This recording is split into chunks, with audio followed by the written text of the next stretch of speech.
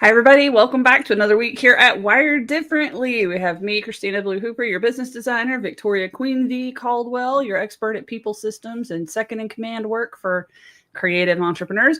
Mindset, Melanie Branch, who helps you tame your brain so you can get your stuff done that you're trying to accomplish in your glow up. And special guest today, one of our mentors at the Academy, Rhiannon, who is an expert in all things nutrition, especially for ADHD brains. So I am excited to jump into this, guys. Our topic today is brain food, ADHD, energy crashes, nutrition myths, right up Rhiannon's alley, and something that I know many of us have done awful deep dives on and have come to the conclusion there is nothing safe to eat, but eating is still required. So, yeah,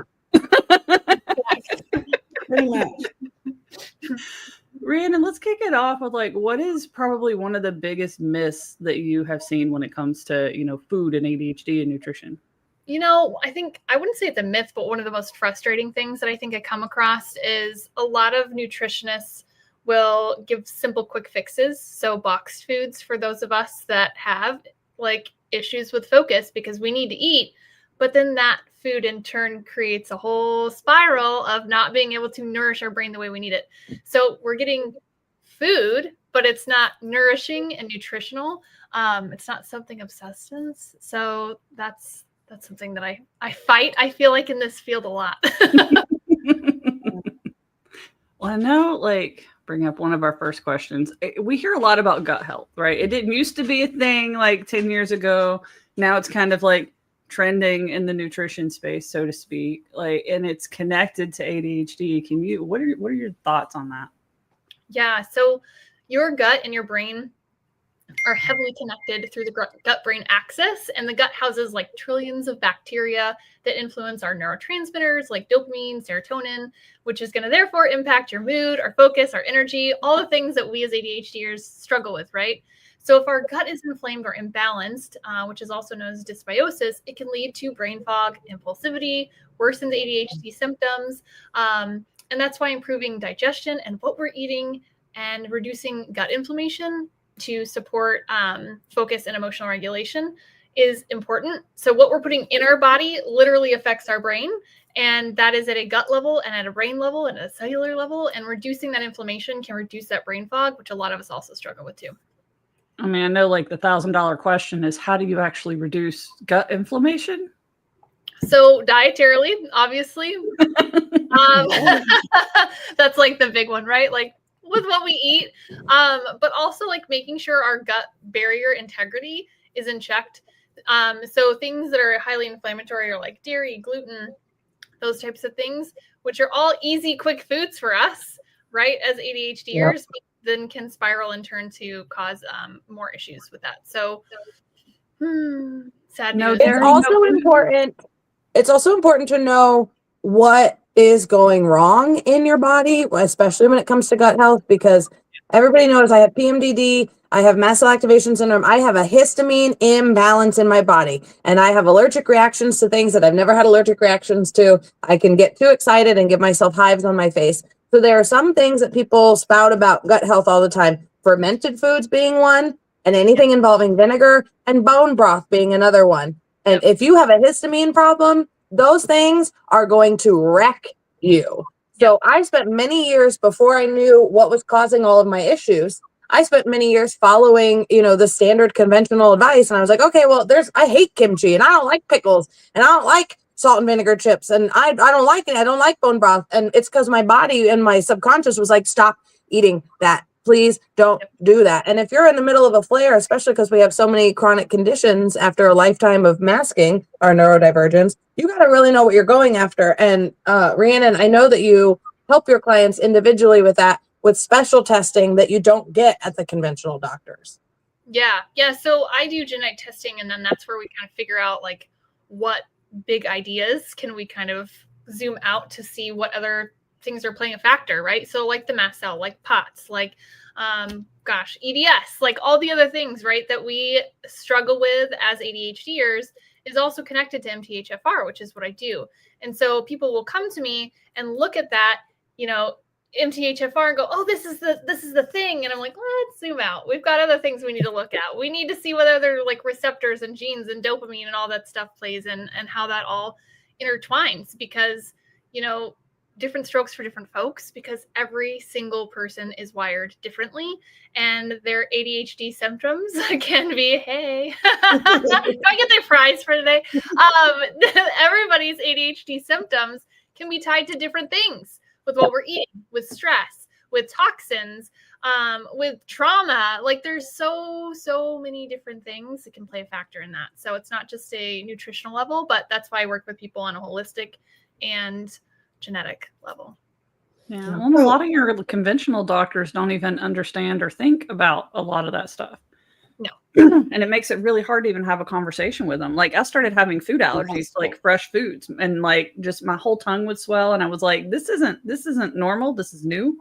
What is happening? And I'm supposed to eat fresh foods. Like you're literally telling me to eat fresh foods. And like I thought lettuce was spicy. I didn't realize my tongue was swelling. It felt spicy to me. So it took me a little while to figure that out. And then I cut out the synthetic B12. Yeah. Yeah, like, maybe that's causing it. Like I just saw it on a TikTok video.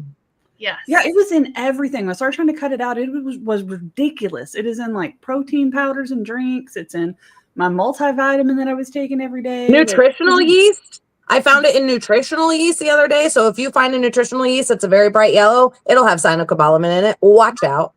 Yep. And it's like, as soon as I took that out, I started being able to eat fresh foods again. Right. And the reason for that is it blocks your folate receptors. So it acts like a broken key in a lock and just jams it up. So you can't actually absorb what you need to. And the same thing is when you're having like folate that's not natural, right? So folic acid is sometimes interchangeably used as folate dietarily. That's not the same thing. Folic acid is synthetic when it's put in our foods. And so therefore, same concept. It's going to jam that lock and you're not going to be able to get those things in there that you need to. And so therefore, you're going to be depleted nutritionally from that and have symptoms of that depletion. So, you know, your body will take it and convert it to folic acid, but us with MTHFR, and often those of us with ADHD have MTHFR, can't do that. We can't convert it. Like we can't take it that way that it's already converted and use it. And so that's where a lot of people are like, oh, well, I'm eating good, or I'm eating healthy food, or, you know, I'm doing these things. And I'm like, let's check your vitamins. Are you more anxious? Do you feel like XYZ? Because people just aren't aware. And that's why I get flooded all the time. I even had one of my best friend from middle school message me yesterday. Hey, you know, I'm taking these vitamins. What do you suggest? And I was like, friend, I love you. But even I won't give you generic supplement advice, like, because I love you. I'm like, here's some suggestions on how you can improve. You need to add a K2 to your D3, you know, that type of stuff. But yeah, there's just too much fake. And the symptoms are strange and they're different for everybody, right? My youngest, my 14-year-old and I can't eat food dye. We say that it makes us stressy and depressed because the next day it makes me angry and the next day it makes him depressed. When it comes to that cyanocobalamin stuff, I'll get rage and thoughts of impending doom. And I'm sorry, that thoughts of impending doom are not helpful for anything that we're trying to do in this life. And if you don't know it, if you're just eating that standard American diet, you're eating, for example, a couple months ago, my 14-year-old made me, I'll take full responsibility for this, get Honey Nut Cheerios because we hadn't had cereal in a very long time. And I forgot how much I love Honey Nut Cheerios. Oh my God. And in one day, after a couple weeks of eating it, I had probably 3 bowls. And when I tell you the anxiety and the rage that was coursing through my veins because of the synthetic vitamins they put in that cereal, I had to clock out of work. I was like, you know what? I can't help any of my clients. I had to reschedule clients. I had to go on a walk for like 6 miles before I even started to feel remotely close to myself again. So it's not just that, you know, you'll get hives or that you'll get that. You can have psychological symptoms from this stuff. Yes. And the thing too is like, especially with MTHFR, is you'll see a lot of influencers online say, oh, this methylfolate just, it makes my brain quiet and it makes me be able to focus. And it's like the ADHD cure-all. Sorry, I'm calling BS because that's not going to happen. You may get more energy. You may have clearer thoughts because you were deficient in that vitamin. Yes. But some people can't tolerate methyls due to other genes, and therefore they get stressy and depressy, right? They get anxious, depressed, have suicidal thoughts. And so therefore, that's why I never am like, hey, everybody should just take this one thing because everybody's different. And that's not fair to those people that have that or have that experience. So that's one of the very first things I ask people is, are you taking a methylfolate or a methylated vitamin? How are you feeling with it? Because most of the time people are already on an antidepressant and they're taking that vitamin and they're realizing, oh, I do feel a little more anxious or depressed now that you mentioned it. That's curious. Rhiannon, what does MTHFR stand for? It's methylene tetrahydrofolate reductase. It is an enzyme, and it deals with methylation in the body. So there's about 200 processes in the body that is tied to methylation, and therefore there's a lot of symptoms that people are exploring and being like, oh, this is what's wrong with me, and they think that MTHFR is the thing. And it's a piece of the puzzle, but it's not the whole puzzle. And it can definitely. So there's also COMT and all these other things that are coming out. And if you follow anybody in like the longevity world and whatnot, there's a lot of people. Gary Brecka is always talking about this, and I know he's a controversial figure and in the world of health and wellness and whatnot. And I want everybody also to understand the wellness industry is more profitable than the pharmaceutical industry. The wellness industry makes more billions of dollars every year than the pharmaceutical industry, just to give you an idea of how big it is. So remember, throughout all of our conversations here, if there was one thing that worked for everybody, there would be no wellness industry. Exactly. Yeah. Exactly. And it's less regulated, so it is. You can get away with all kinds of things. With buying things on Amazon, for example, buying things at Walmart. I know several years ago there was studies and they found sawdust in supplements like from Walmart. And so it's like, I'm always like, no, don't buy from Amazon because you don't know where it's stored, how long it's been there. If it's actually the product that you're trying to purchase, unless it says directly that that is the brand that you're looking for, don't do it. But yeah, even manufacturers change up their stuff, right? Like, and there's no like, hey, we changed our ingredients or, and so something could be fine for you and working well. And then all of a sudden it can't be. But the other thing too, with supplementing and vitamins is you could be nutritionally deficient and then you'll be fine and start to feel better. And then you start to feel like shit again. And you're like, why is that? Like, that's curious. Well, because you've swung the other way. So when people are like just going and taking methylfolate and they have no idea what their homocysteine levels are, if they're overmethylating or undermethylating, it's like, you're doing more harm than good here. Let's take a pause and time out and let's get that tested before we even decide if we even need to supplement that or if we can get it dietarily. And that ties back to the gut too, because you can be taking all the supplements, eating the right food, but if you're not absorbing it properly and you're constantly stuck in fight or flight, your nervous system is constantly activated, none of that stuff's going to work right anyway. So. That's a good one. I got another question because I think I'm probably the only one on this call, but I'm assuming myself and other listeners might not know what methylation is. So just explain what methylation is. Yeah, for now. So methylation is, like I said, it's a process in the body, but when you look at methylation, it's going to give you a variety of different things. It's a biochemical process that's going to affect how your genes function. So think of it as a switch that turns your genes on off. So it's going to be related to detoxification. It's going to be related to brain function. It's going to be related to DNA repair. It's going to be related to energy production. And that's where B vitamins come in. And that's why you always hear and see like, oh, everybody should take methylfolate, right? But you can get that from leafy green vegetables. You can get it for high quality protein. And one of the biggest things is reducing your toxic load and toxic burden, right? And so the things you're putting on and in your body are very much connected to that. So what you're cooking with, are you using artificial fragrances for clothing that you're washing your clothes in your home to smell up your home or your car? What are you cooking with? How are you storing your food? All these things are all things that I work with my clients to clean up their environment, because it also affects your hormones too. So if your hormones are thrown off because they are endocrine disruptors from all those other things, it's a cascade. It's all connected. For example, the Johnson & Johnson family does not allow plastic in their homes. And they're one of the biggest producers of plasticware. Sounds about right. So you got to be really careful. you don't even think of the impact you like. I kept seeing videos about not using the dishwasher packs and dishwasher detergents because they were so bad. I started making my own dishwasher detergent and started noticing less like tendon and joint pain. That was the only thing I changed in that time frame, was just not using commercial dishwasher detergent. That was it.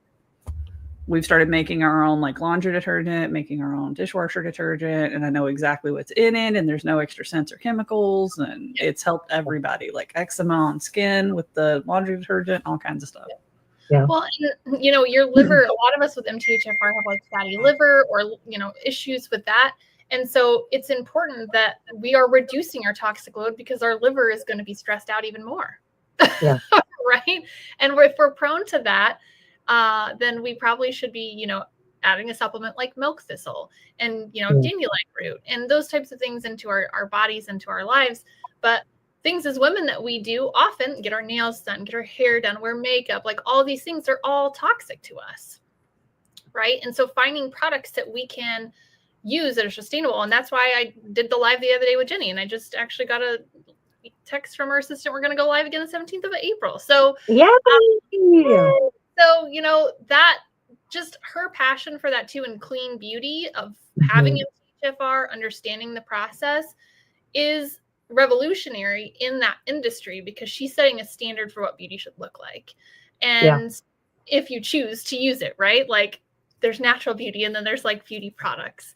And so she's really setting that standard for that. And I appreciate that more than anything because it's hard to find good, clean products of any sort, whether that be deodorant that works or, you know, body wash. It really is a pick your poison situation, you know, like it doesn't matter what you do. And like, I always joke, I can't eat food dye, but I'm happy to put it on my hair. And that makes me, and there's no problem there. But I've heard a lot of people speak recently on social media about the 80-20 rule, where, you know, 80% of the time you do fantastic. You know, we're not using plastics. We're not drinking out of plastic water bottles. We're not doing this. We're not doing that. But then 20% of the time you're out and about, you have to get a plastic water bottle. You're out at a restaurant, you have to eat the food that's there, that sort of stuff. So don't think too, because I know it can get really daunting, especially if you're just jumping into this rabbit hole. And to be honest, they have tried to do studies on the effects of microplastics on the human body, and they're not able to do it because they can't find a control group of people that doesn't already have microplastics in their body. There's like, last I saw, there was a research that said there's about a tablespoon of microplastics in everyone's brain right now. Yeah. Which is wild.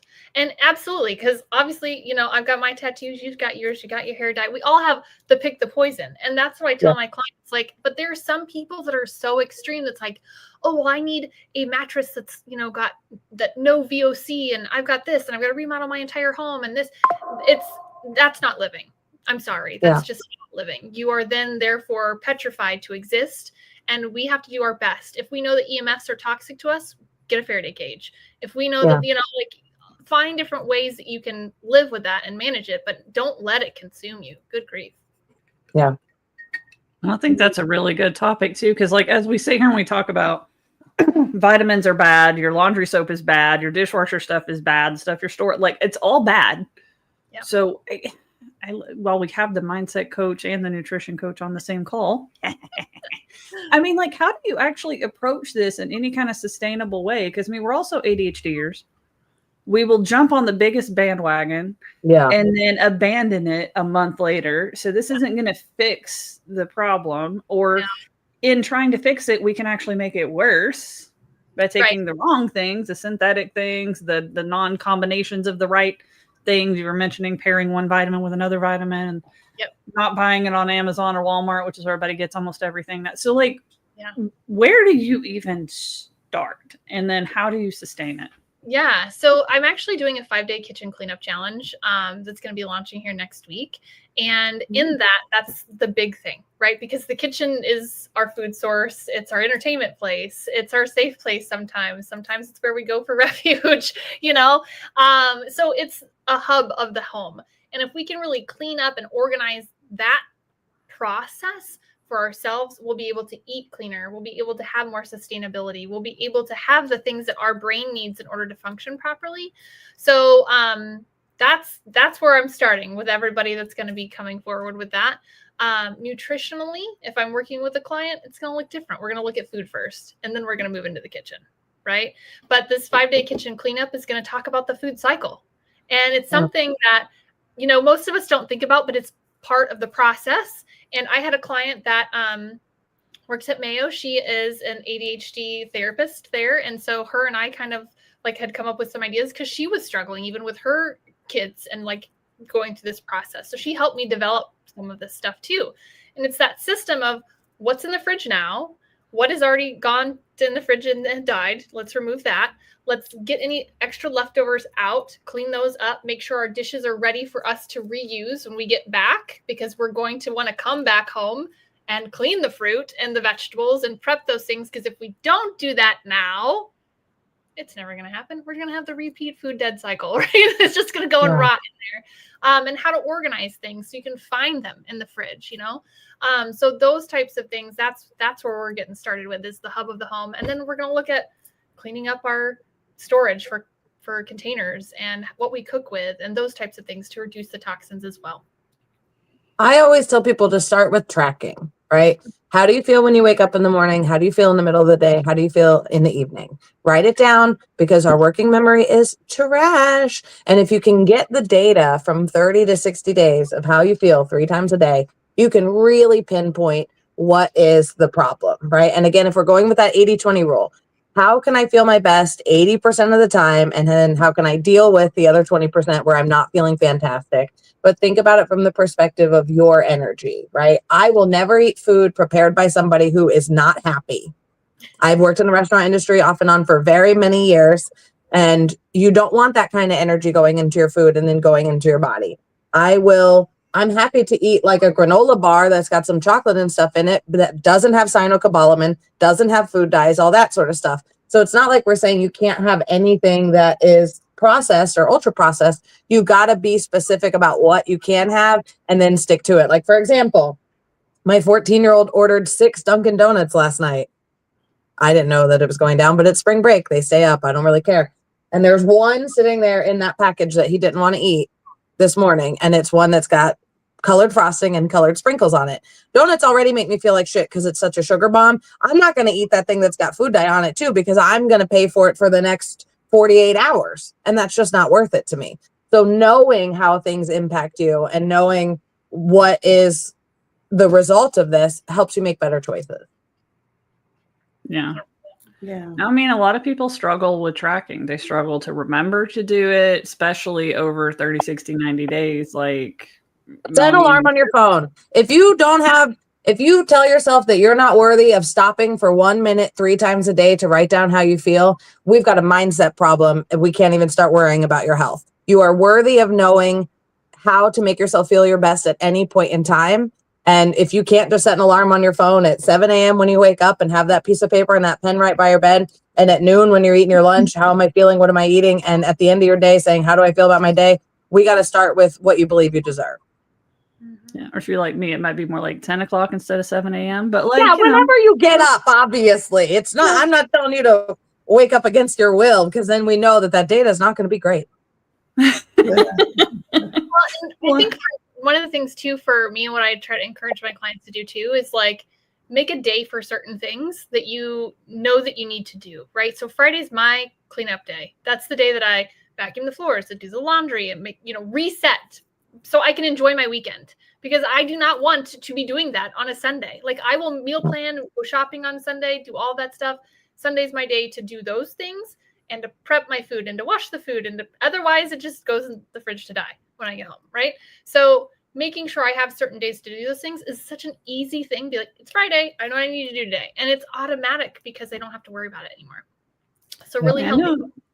Like, eating healthy basically has 3 big barriers, right? It has the cost barrier, the time barrier, and then just the mental energy it takes to do the executive function.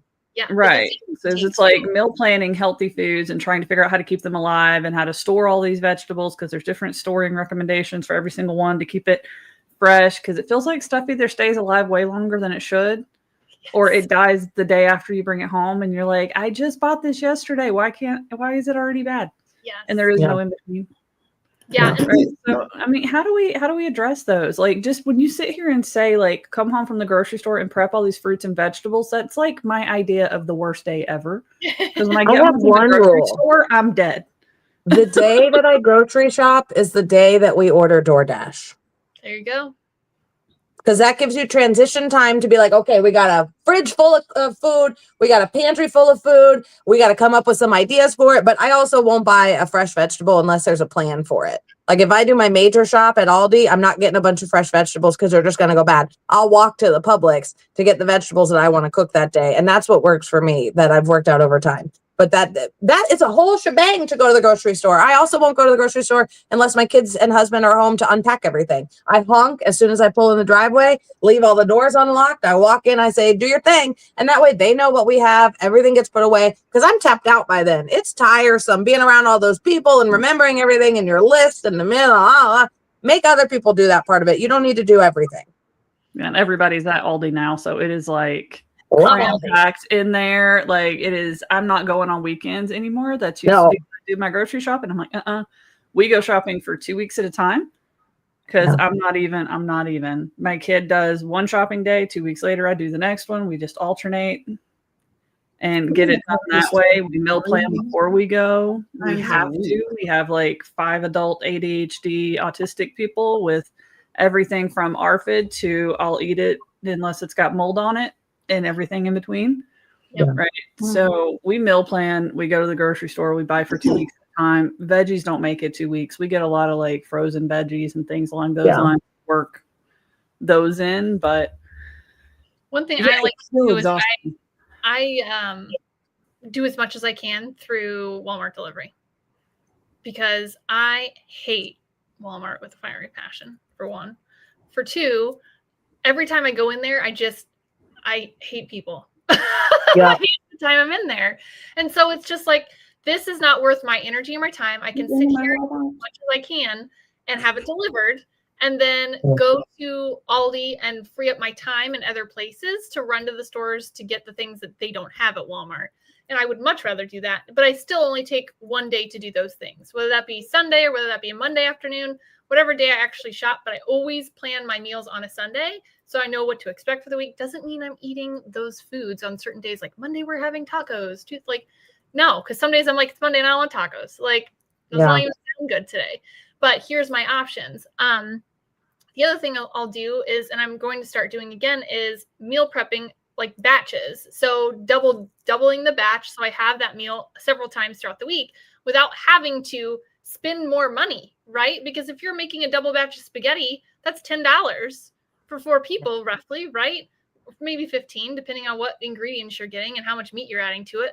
But I'm like, way to make the dollar stretch. I would much rather do that, have that a couple times, knowing I'll have leftovers, knowing that I have that ready, especially if I'm like, oh, I never eat lunch because I am hyper focused and because I don't want to cook something, right? So I can either have that for a lunch the next day or a dinner the 2 nights later, but batching those things so that way they're ready is a huge thing too for me. Because I'm cooking that for dinner, but then the batch is done and I'm having it for lunches or for dinners the next few following days. I will also say for spaghetti, especially if you have teenage boys like me and you make meat sauce, add some lentils into that meat sauce and you get some fiber and some extra protein in there and they have no idea. See, I get the protein noodles, like the quinoa and lentil noodles. So we get protein in that way. They don't know either. Yes. That's a good one. I mean, I don't know it, but I don't care. I like them. We've added pumpkin puree into spaghetti too, and you can kind of taste it, but it tastes more like the Chef Boyardee canned ravioli sauce. I'm in. And Pumpkin they love puree. the hell out of it. And it's just regular marinara sauce and pumpkin puree. Interesting. I wonder how a sweet potato would taste blended up in there too. I don't know, might work. That was one of the things that we did kind of early on was the Sneaky Chef books. Like I love the Sneaky Chef stuff. And I never, like, my kids know it's there because I want them to understand that there are ways to get nutrition, even if you have like textural icks or taste icks or things like that. But you just, she's got these like colored purees. So you buy the fresh vegetables, the fresh fruits, and you blend them together with a little bit of water or lemon juice and you freeze the puree. Mm-hmm. And then you can just go pull it out whenever you and add it to things. Like they love the hell out of the chickpea chocolate chip cookies. spinach brownies. Yep. Like, Yeah. you can't taste I'm it. hungry. If anything, it's Stop more it. moist. Those chickpea chocolate chip cookies are the most moist, fluffy, just delicious cookie. Because I mean, it's peas. They don't dry I out love like flour chickpeas. does. So Obsessed with them. my youngest actually just started a little bakery, a little home. What do they call it here in Florida? Home something. I don't remember. Cottage. Hubbard kitchen or something like that. What do they call it? You can cook out of your house and sell it, right? So she's 12 and she's doing matcha loaves. Oh my God. They are so good. And she literally baked chickpeas, ground them up to make flour. She's 12, y'all. Made this with matcha. It's so good. So good. I'm like, you're getting your protein in there, like, and it's a yummy little treat. You got matcha, so it's giving you a little bit of, antioxidants in there. I'm like, oh, this is awesome. So yeah, you can sneak food in different ways. That's the key though, like, and honoring your energy while you do this. So if Sunday you're really just not feeling it, do it Monday. Just cook it with the rest of your stuff, like, and honor your energy, because you're going to have such a resistance doing it and resentment towards doing it. And there's Mel with that energy thing of like what you're putting in your food. If you're angry when you're making the food because you don't want to be doing it, that's not going to be good vibes either, right? So on a Sunday, it's a low energy day for you, and all you can manage is getting the Walmart delivery, and you manage to do that. That's I'm so jealous of you guys with your delivery. I live out in the country, so like if I want to pay 2 to 3 times the price for my already overpriced groceries, sure, but like, and have I half can't of it do it because they never get what I want. by the time we get here. They text me the whole time. They're like, hey, they didn't have this. Do you want this? Hey, I'm like, this is not saving me any freaking time or ever. I'll just go to the store with my headphones on. Thank you. Leave me alone. That's funny. Yeah, I usually just put don't sub it. So then that way I don't. The Walmart one works a lot better than like the Instacart one. The Walmart one, they don't text you anything. They'll just either sub it out or not sub it if you said not to sub it, and they just won't give it to you, and they review the substitutions. If you pick it up at the store, I do the curbside pickup sometimes because delivery is just ridiculous. But the curbside pickup, they'll tell you, they're like, we substituted this with this or this with this, and it's like, a whole pineapple is not substituted with pineapple juice. Again, I'll just go to the store. Thanks, bud. The Instacart people, though, they do that. They drive me absolutely crazy. They text you the whole time. They're like, is this what you want? Is this what you want? Is this what you want? I'm like, is this your first time grocery shopping? Is it how you talk to your mother? Do you ask your mother for all of this too? I can't deal with this. I don't have time. Yes, probably. Yeah, they're like texting their mom before they text us. Like, Mom, do you think this is what they want? And then like, Mom wasn't sure. Is this what you want? Oh man, it's a lot though. It still feels very overwhelming. I'm trying to think, like, how do we make this less overwhelming for people to get started? Because it's like, you need to do it, but what do you do? And like, so really the biggest thing is like, for me, it's going to be working with people in the kitchen, figuring out what to do each day and having that routine and that flow. Because once you create that and habit stack yourself to be able to go, oh, well, instead of my condiments being in the door, they're now in the drawer, and all my veggies are in the door because I can see them. Right? Yep, I made that shift. That is a game changer. That little shift like that to have, because like you will hunt for the condiments that you need. Yeah. You will go digging. But you know what you want to dip. That head of lettuce that you bought a couple days ago, I'm not hunting for that. It doesn't exist. And I've noticed that I will hunt for things if I've bought them enough consistently that I expect them to be there. Like, for whatever reason now, in my cereal in the morning, I need blueberries. So I will hunt for blueberries in my fridge now, where before they would have just sat there and rotted. Yeah. And having containers that you can put those things in, the clear glass containers that you can store those in after you clean them, so they're already ready to go, or they're pre-portioned out. Or, if you are going to work and you have to like leave the house to go do the things, having 3 or 4 of those done, or pre-making, a frittata or something like that. So that way you've got breakfast each day, and doing that one day while you're making it for you for breakfast. So it's not an extra day that you're prepping. Like, there's alternatives. You don't have to like do it all at one time. You can still do it while you're already doing what you're doing, and then just giving yourself enough that you're going to have left over. But the kitchen is the big rub for a lot of people. Organizing the kitchen, like cleaning up the kitchen, getting rid of things that are going to be inflammatory. There's a lot of talk right now about seed oils and how inflammatory those are, and how there's been links to, you know, colon cancer, and how younger and younger and younger people are getting colon cancer. And I've had two myself that I know in the last few years that have passed away or been diagnosed with colon cancer. They were very young, and they were late to early 30s. So this is not a good thing to be seeing those things. And we need to make sure that we can take care of ourselves. But the only way we're going to be able to do that is by reducing the amount of processed things that we are eating and making sure we're setting ourselves up for success at some point throughout the week. Otherwise, it's, oh, I didn't pre-make something, I'm just going to grab, you know, this, or I'm just not going to eat because I just don't have it.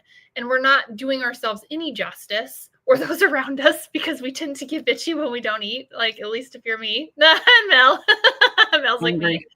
Hungry is a word for a reason. Yes. And if you're hangry, actually, that is tied to insulin resistance, and your insulin's going to be crazy. And knowing what to eat. If you have oatmeal for breakfast, you are likely going to have insulin dysregulation throughout the day. And therefore, you're going to eat more. I had that this morning. Uh-oh. So you're going to be eating more throughout the day. You're going to notice you're going to have blood sugars. Well, not really, because I'm fasting. Well, but the rest of people, and studies have shown, I even used my son as a dummy on this, right? Like, because my kids are my guinea pigs. And they always have been. But I was like, hey, Brandon, I saw this study. Let's test it. And so sure enough. Let me tell you what. And I told my husband this. And we had it because he made, you know, we're fasting or whatever. Mm-hmm. And I eat more when I get hungrier. I'll put it this way, when I have oatmeal. Mm-hmm. Yeah. Because your insulin. That's exactly what the study said. And I told him, and I said, you know, like I was telling Christina yesterday, you know, I was hungry, and I'm used to fasting, so I don't get hungry. Right. I know what to eat, and as long as I eat good protein and enough of it, I don't get hungry throughout the day. Thirst is a different story, but I don't get hungry. Mm-hmm.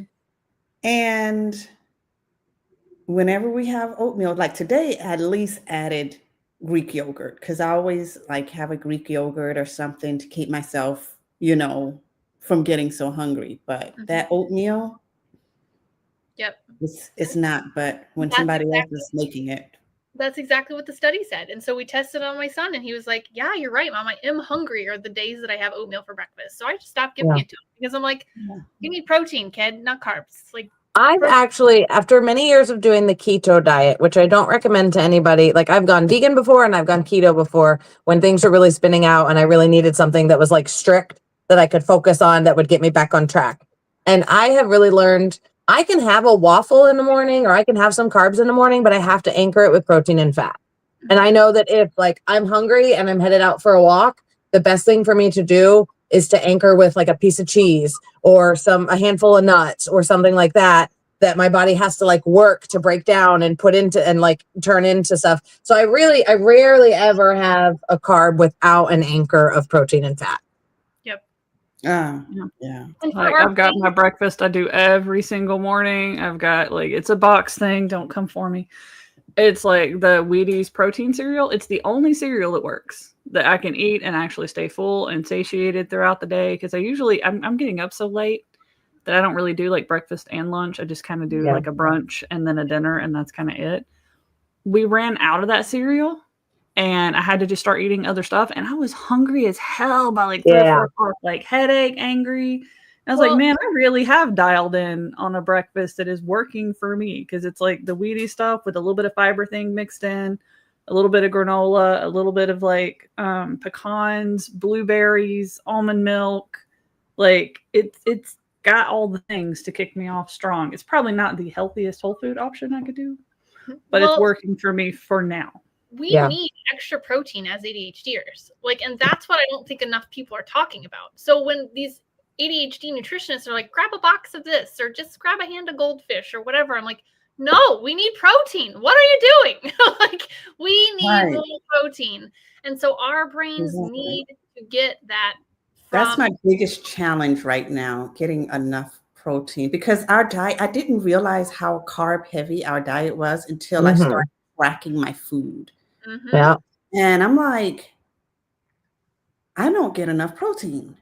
And I mean, I get more than I used to, but one good way, this is something that I do all the time. If you blend cottage cheese and then add it to your cheese sauces, right? So if I make Alfredo, I add cottage cheese to it. If I make pancakes from the mix, I add Greek yogurt to the pancake mix. Now it's a delicate art because you got to figure out what the right ratios are.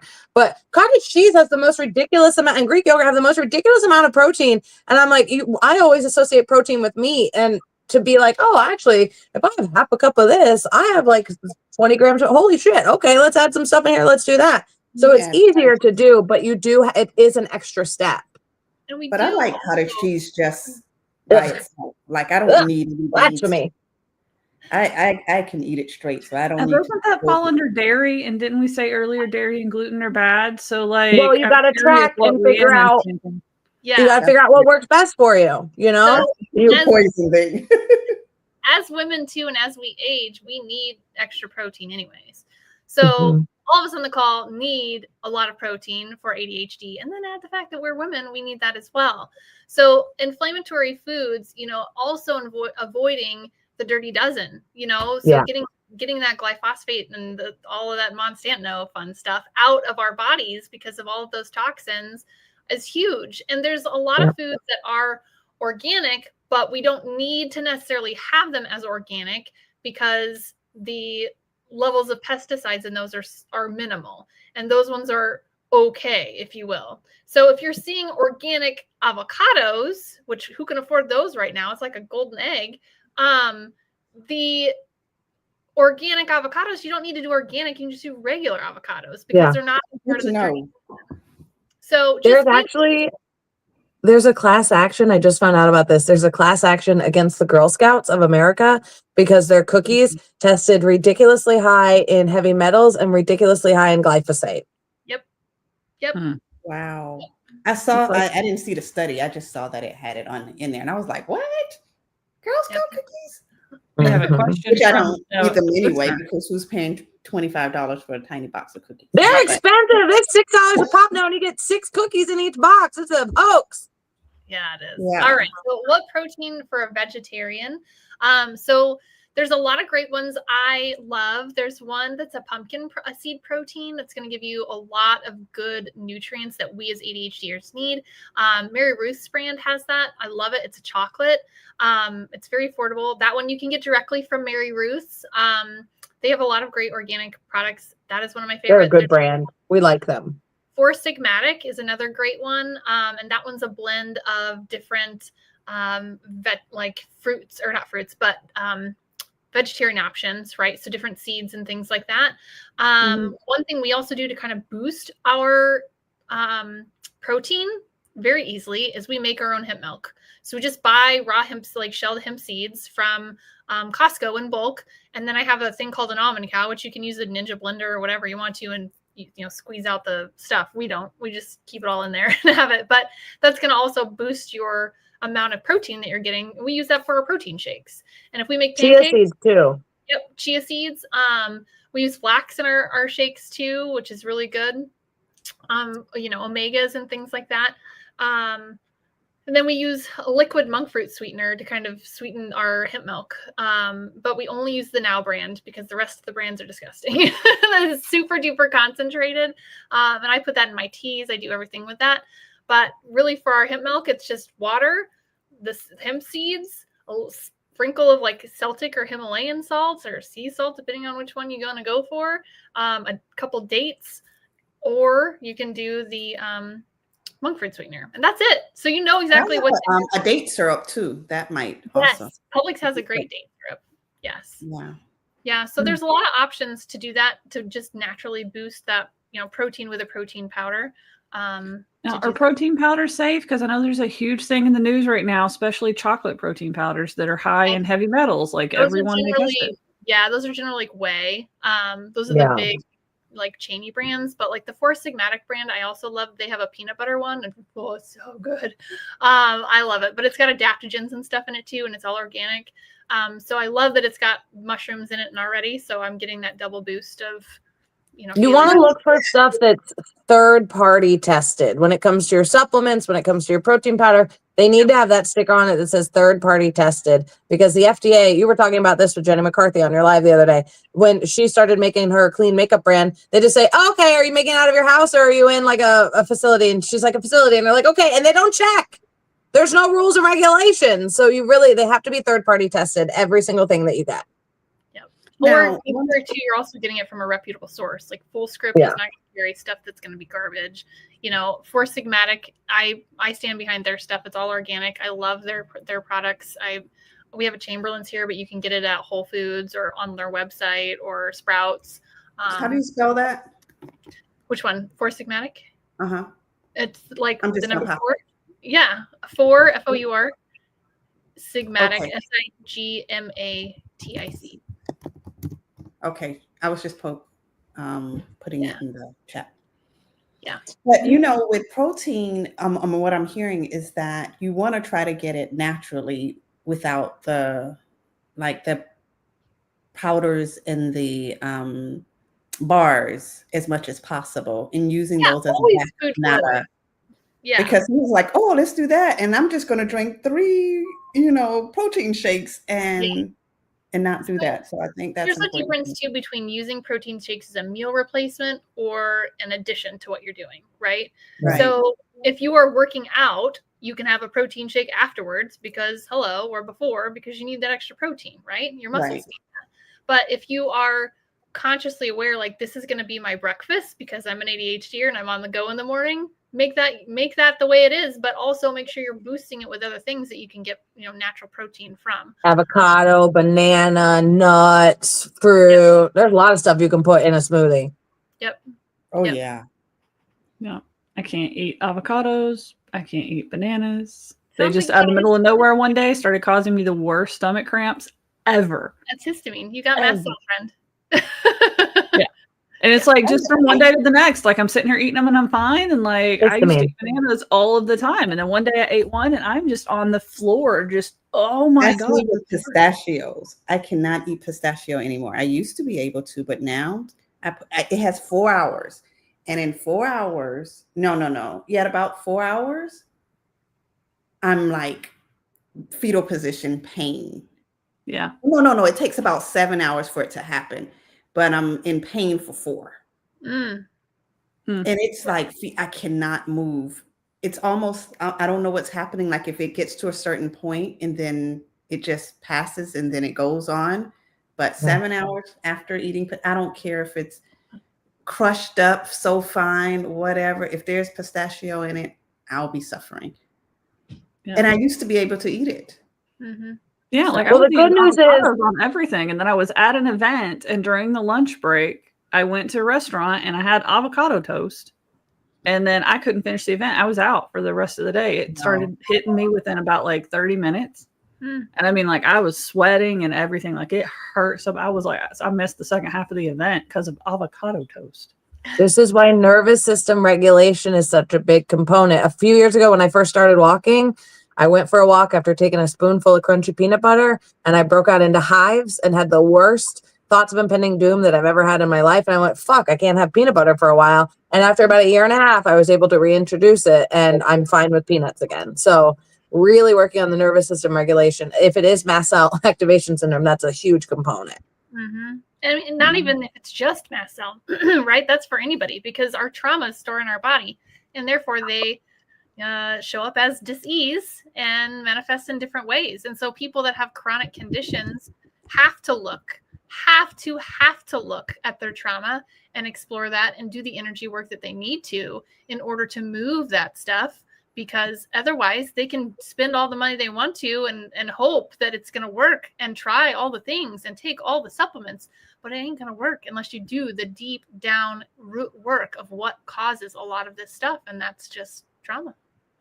Yeah. Well, and I know you said, genetic testing earlier. So like circling back to that, when we say genetic testing, it sounds intense. What does that actually look like? It sounds like intense and it sounds like expensive. Needles.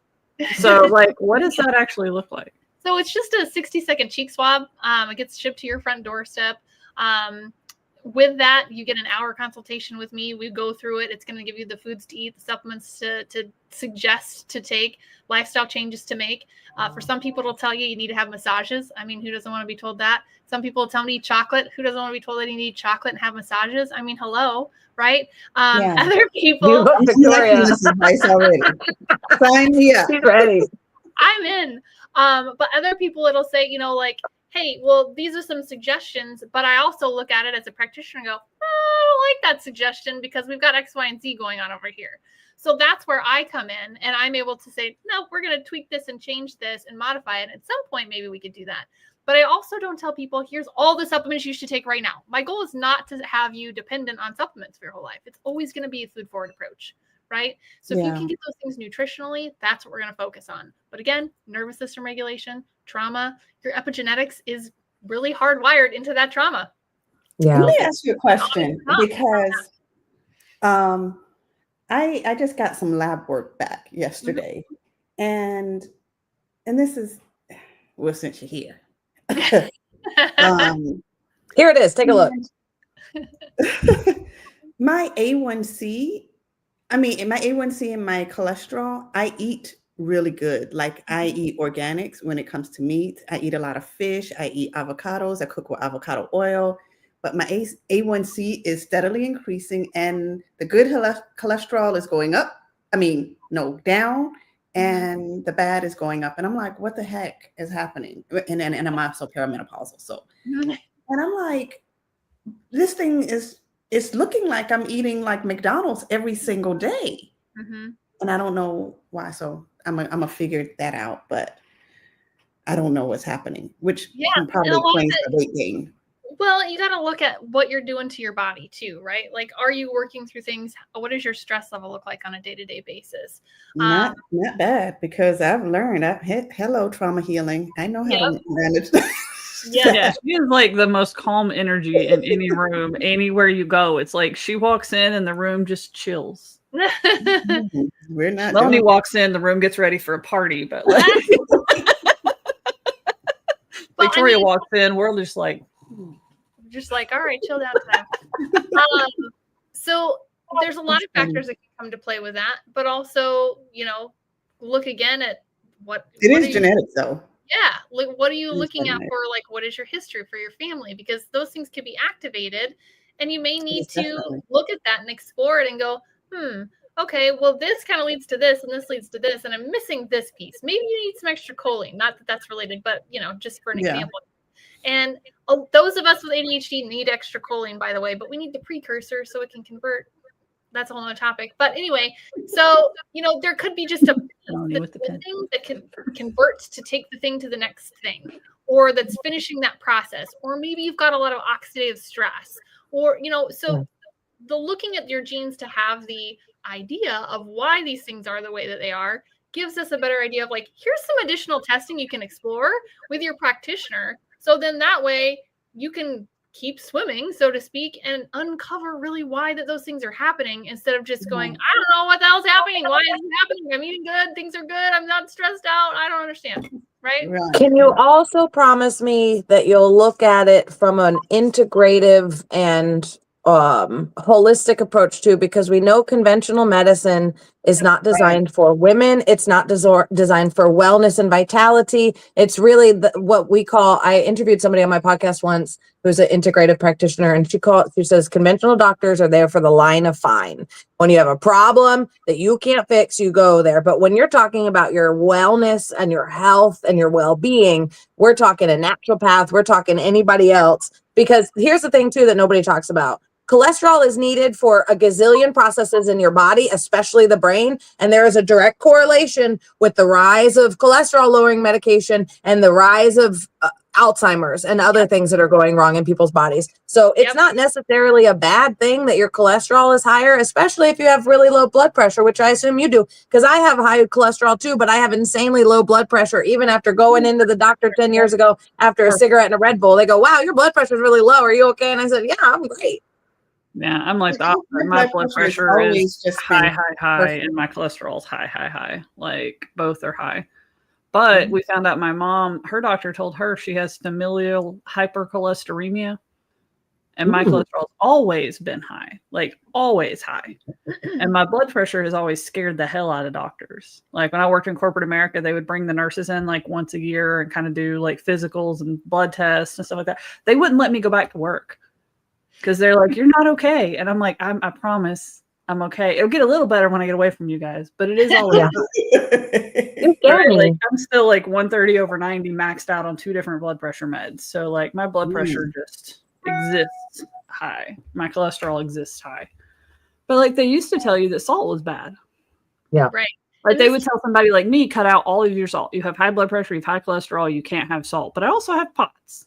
Right. And so this testing will also show you like if you have a sensitivity to salt and to what degree and to why those genes are the way that they are. But if you've got POTS, I guarantee with your mast cell things that you've got going on too, you also have MTHFR because all of these things are so interconnected that once you kind of see that that's the piece of the puzzle, you can then zoom out and go, okay, how do these other things come into play? And how can I make them all kind of balance out so I'm not so wobbly? Yeah. When you experiment with yourself a little bit too safely, right? Like I cut out the cyanocobalamin and the food sensitivities went away. So that is a pretty big indicator that MTHFR might be a thing. Yeah. Right. And methylated supplements for B12 help a lot. And especially now that I'm not sitting here converting my vitamins into cyanide. Yeah. Like, amazing how that can improve how you feel. Take the salt out of here. Yeah. And it's like, and I notice if I don't like, I used to say that I had the flippy fish heart. And if I don't get my electrolytes in, it's like 2 scoops of electrolytes every single day. If I don't get the 2 scoops of electrolytes in every single day, flippy fish heart comes back, headaches come back, shoulder pain comes back, like all of it just 2 scoops of electrolytes, all of that goes away. Well, and you reminder to everybody who's going to take electrolytes, make sure they don't have cyanocobalamin in them. That was just what I was saying. Like, make sure you don't have cyanocobalamin. Yeah. Oh, yeah. It was in everything. It's like when I first started supplementing with electrolytes for the pot stuff, and they helped with that. But my overall mood, brain fog, energy level, all of that was kind of going down, but I wasn't flippy fishing and my shoulder wasn't hurting as much. And like, so I'm like, yeah.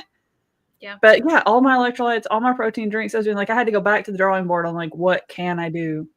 And my favorite electrolyte is one that's just like an unflavored, just base electrolyte. There's one and that I can put it in anything. Like it weirdly tastes really good in coffee. It makes coffee less bitter, even if you're doing. You're supposed to put salt in coffee. That takes the bitter away. Every time I go to Waffle House.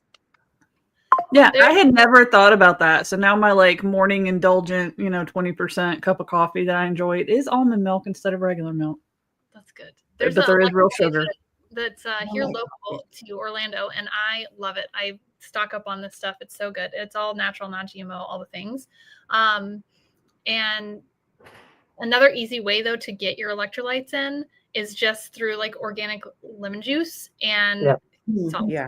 So if you are like on a tight budget and that's all you want to do, get Celtic salt, get some organic lime juice. I mean, I think maybe together it's $10 at Publix or whatever to get those two, and just put those in your drink, your water every day, and they'll give a little bit of flavor and give you all that electrolytes that you need as well.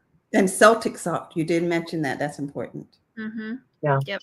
Yeah, I use that in a lot of our cooking and stuff like that. But I found like one electrolyte mix that I liked that was. It was really cheap. It was actually really affordable. I got it on Amazon. Don't shoot me. But like it was 240 servings and I think it was like $6 or something. Yeah. And it's unflavored, just the basic minerals, nothing added to it or whatever. So you can sprinkle it on food. You can put it in your coffee. You can put it on, whatever. Like a lot of times I'll just sprinkle it on dinner instead of salt. Yeah. And get my electrolyte scoops in that way. But I mean, it's just, I think like Melanie said earlier too, troubleshooting for I don't feel good. Yeah. I don't like how I'm feeling. Like I didn't realize how little I paid attention to how I'm actually feeling, not just physically, but mentally. When we first met. Yeah. Yeah. Like, I just wasn't even aware of it. Like I didn't know if I was having like an angry day or if I was being like a little easier to trigger that day, or like I didn't know. I wasn't paying that much attention. I was just surviving. Yeah. Day to day. I was not living. Yeah. Well, and It's like, I people was think alive, that but they've not got living. some sort of issue that they need a medication for, when really it's just the food that they're eating and how it's affecting your mental health and your physical health. Well, I think a lot of people like the idea of a medication because it's like a pill, or like the idea of a supplement. Like this so Magic much pill. easier than food. Like, but you can also have fun with food. Like one of the trends I've been seeing around TikTok here lately is dinosaur time. Yeah. I don't know if you guys have seen that one yet, but it is the best thing ever. So this lady said, look, I'm trying to eat healthier. I don't like salads. I don't like the greens. I don't like it. So she just buys this whole thing of lettuce. She rips it open. She stands in her kitchen. She grabs a handful and goes, and just and so that's funny. fun. And she gets her vegetables in. And then I've seen all these people stitching that video, and they're like, man, this is mine and my kids' favorite time of day. We race. We've gone through like 3 heads of lettuce in like a few days. Yeah. Because they dinosaur time right before food. Yeah. Which is also supposed to be really good for you, I think, too. Yeah. Like to eat your vegetables and then eat your main course. So pushes everything through. Right. And generally too, like a lot of times you'll want to eat your protein and your fiber first, so you get full faster and longer as well. Protein and fiber first. So if you are like, to wrap up on that, you need to have lots of protein because you're an ADHD. Or if you're a woman, you need to have more protein. You need to watch your supplements and really start in the kitchen. You can join me for that 5-day challenge and get your kitchen clean. Yeah. Yeah. And I will have in the show notes, or wherever you're watching this, on YouTube, Substack, our website, wherever you come across this video recording later, I will post links to all of Rhiannon's stuff so you can join and participate in her challenge. You can do the genetic testing through her versus through some third-party lab that isn't going to help you interpret it. Yeah, that's a big one. Be highly recommended. So on that note, I'm going to actually also invite you to go over to neurospicyacademy.com/events and join us next week on campus, where Rhiannon's going to be diving deeper into this topic and helping people really understand more into what this is going to look like to implement it, to get healthier, to get rid of the brain fog, to get rid of the energy crashes, and really improve yourself. So we hope to see you on campus next week. And for now, bye guys. Bye.